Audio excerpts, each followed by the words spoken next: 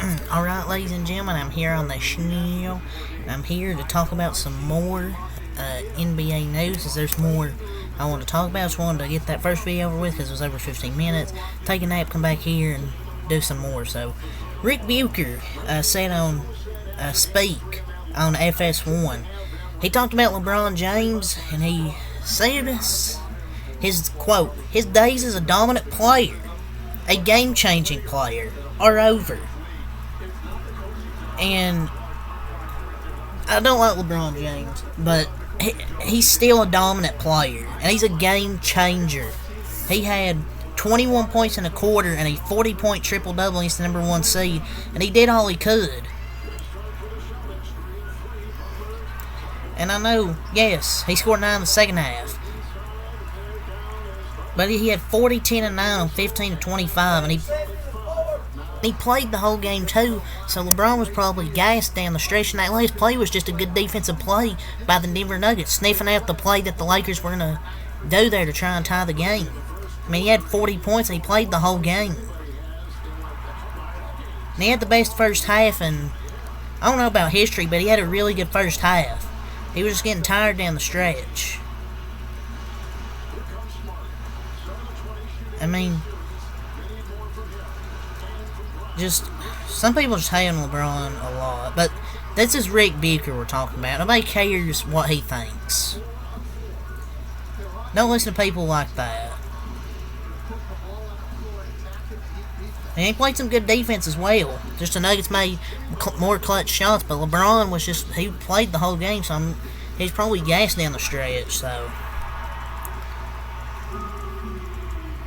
Brian Windhorst, he believes Kyrie Irving is showing up to Lakers games as leverage to get more money from the Dallas Mavericks. So he believes he's showing up to these Lakers games to try and get more money from the Mavericks.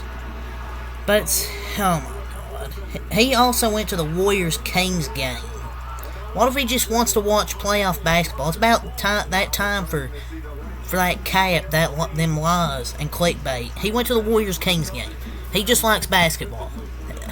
He's not showing up to these games to get more money, to use leverage to get more money from the Mavericks. Like, Brian Windhorst is not a source, and that makes no sense. Anyways, or he just wanted to see some conference finals basketball. I mean, he isn't a source. And it makes no sense anyway. And that lost me at Brian Windhorst believes. Because half the time he's wrong.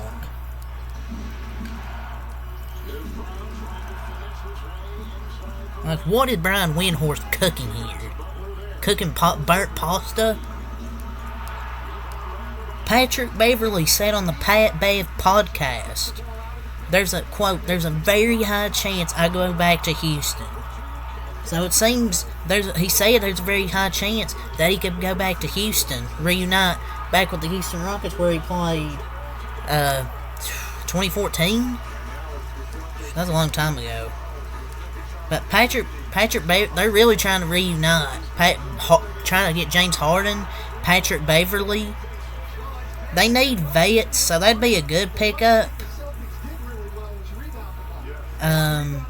And have dudes playing like harder on the defensive end than the last few years where they haven't. Him and the team maybe makes me believe they can finally discipline Jalen Green and the other young guys. He's an insane shot chucker, but his talent is clearly hidden by his lack of coaching. And these are the vets young players need. I mean, some probably wouldn't be opposed to it, which I can understand, but we'll see what the Rockets decide to do. So Gilbert Arenas slammed D'Angelo Russell. Quote, how many shots did he take after the last game? Probably like 200 to come the next game and take 2 shots? Get the fuck off my team. End quote. I mean, he's got a point, though. He's got a point. D'Angelo Russell was just really bad in the Western Conference Finals, and I wouldn't be surprised if the Lakers let go of D'Angelo Russell. I mean, that's just my thoughts. It's a good thing he's on the last year of an expiring contract, and the Lakers aren't obligated to keep D'Angelo Russell. So I bet Lakers fans are going to be excited when they see they're not bringing back D'Angelo Russell. I would be very excited if I was a Lakers fan and not bringing back D'Angelo Russell because he disappears when it matters most. Tyler Hero, he's unlikely to return for the NBA Finals per Underdog NBA. I mean, the Heat, I feel like maybe they play better without him, especially with him not being a starter. Maybe him off the bench like Lowry could help. I mean, maybe he's a weak link on defense, but I mean, I don't know. They've been good without him. I feel like they'd still be good with Tyler Hero. So I think they would be in the position with him or without him. Like, yes, he could be a weak link on defense, but so is Duncan Robinson.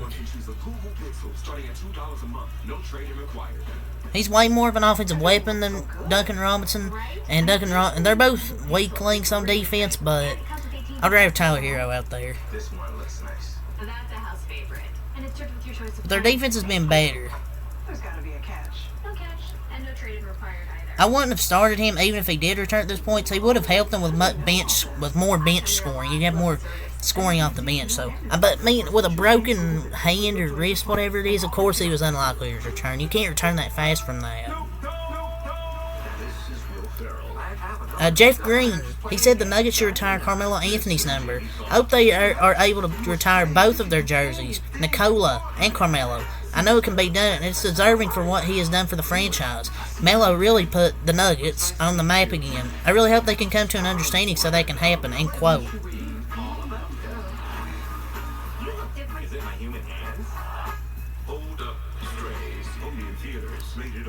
I mean, he ain't lie, though. It's facts. He's right. I hope the Nuggets are able to retire both their numbers, which I think they can.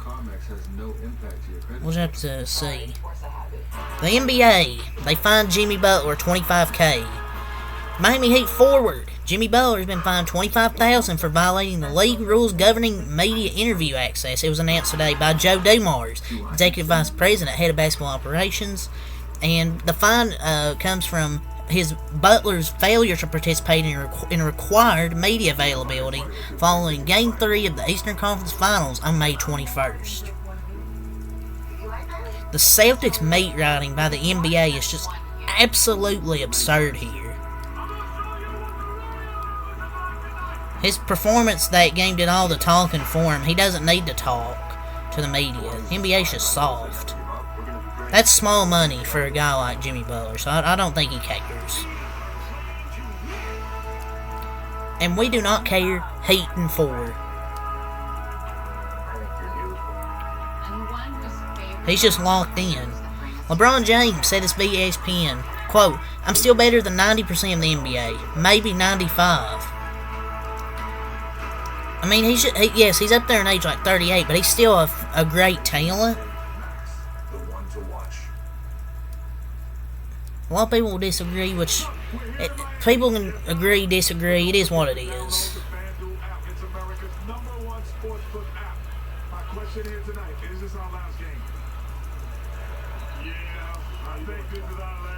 And we got some quotes here from the Celtics before tonight's game, which is on right now. So, some quotes earlier today while I'm reading while the game's going on right now. It's 12-12 in the first quarter. Al Horford's message to Rob Williams said, "We've got it tonight, Rob. We've got it tonight." End quote. Yeah, this is so inspiring. Jimmy Butler's gonna say, "Hell no, we're in this series tonight." There's no way they're coming back from 3-0. He was talking about flight plans, according to sources. Yeah, I'm just kidding. No, you ain't. Marcus Smart, he sent a message. He said, "Don't let us get one." He's basically saying, "Don't let us win a game of this series. Don't let us win tonight, because if we do, we're coming back and winning this series. Make this a series." It would still be a gentleman's sweep, 4-1. It's over, dude. Jimmy's going to end it by dropping like 40 plus. He's going to empty the tank in this game here. Jimmy Butler's reading this like, okay. Probably what he's doing right now. These Celtics players talking before and after the game, but then show no heart on the floor. I mean, Smart's the only one that's hustled, actually, but Jaylen Brown said the same thing. Don't let us win tonight. Well, how about you play better, Jaylen Brown? How about you play better, sir? Maybe you should have tried this approach the first 3 games, where you could have some confidence. Not after you go down 3-0. Jaylen Brown's been trashed this series.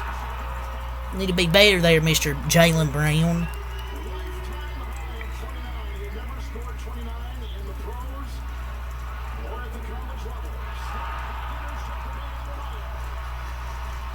Colin Cowherd, he said on Hoops Tonight with Jason 10th on the podcast, he said the Lakers should consider trading Anthony Davis for Julius Randle and R.J. Barrett. Bro, what? Yeah, don't let him cook. Every Lakers fan's reaction will be like, no, we don't want Julius Randle and R.J. Barrett. Anthony Davis, the Knicks are better off pursuing Ayton or LeBron and one more point guard. Why would the Knicks do that? No. Why would the Knicks want street clothes Davis? And this guy is considered a, quote, expert, and he has a vote for all the major awards like MVP. This dude doesn't know ball. Yeah, because Julius Randle's totally going to help the Lakers in the playoffs. I mean, come on, dude. The New York Knicks are the betting favorites to land LeBron James if he leaves the Los Angeles Lakers. To any Knicks fans who start believing this to be a real possibility, you are a dumb son of a bitch. Because there ain't no way it's happening. I mean, maybe because it's a bigger city in New York, but New York ain't getting LeBron. But last week they were the favorites to land Joel Embiid if he were to get traded or something. But here we go again. BetOnline must be struggling for engagement. First Westbrook, now LeBron. The Dallas Mavericks, again, they've had their eyes on Anthony Davis. Per Colin Cowherd. Oh yeah, because Colin Cowherd's totally a source. Oh, and the Rockets had their eyes on Joe Burrow.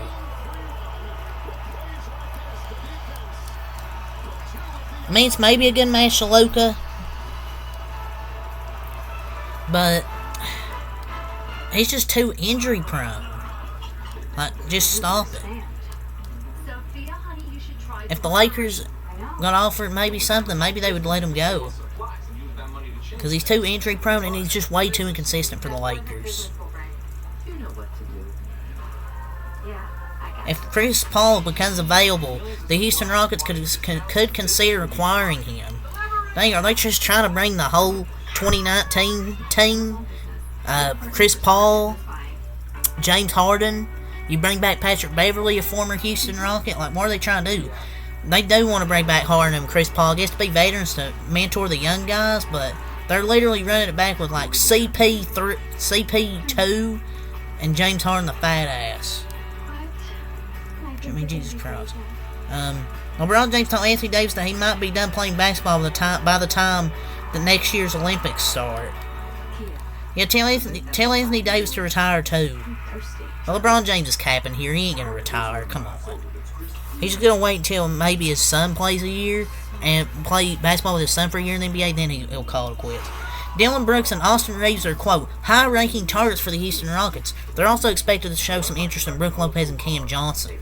Dillon Brooks?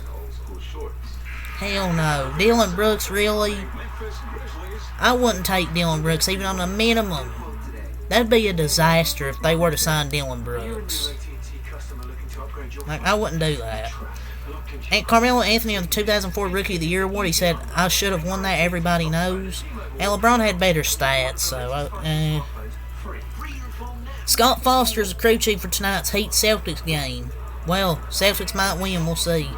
But he screwed over the Heat one time in these playoffs, but I think they'll get the sweep, though, regardless. But LeBron James is considering retirement. I really don't think he's going to retire. I think this is just to get people talking. Oh my God, is he going to retire? But, yeah, I don't think he'll retire. He'll come back. The Lakers are reportedly considering making a play for Trae Young this offseason. LeBron James, I think, is doing this to maybe try and get the Lakers to go all in, make a run, get a point guard, star point guard out there. And they might try and make a play for Trae Young this offseason. But, damn, to go from Kyrie to Trae Young. Inefficient, shot chucker, yeah, but let's get back to trade rumor season. But yeah, that's all Savers video. Until next time, Peace.